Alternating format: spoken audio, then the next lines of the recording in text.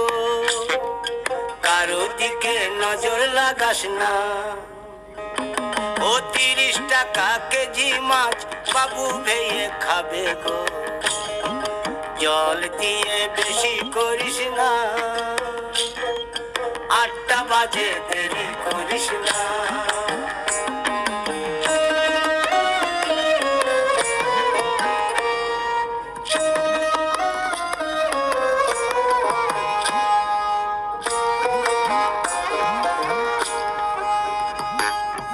ইলিশ মাছের কাঁটা ভালো, চিংড়ি মাছের টক, 7 টাকাতে কিনবে লোকে, গিলবে গবা গপ।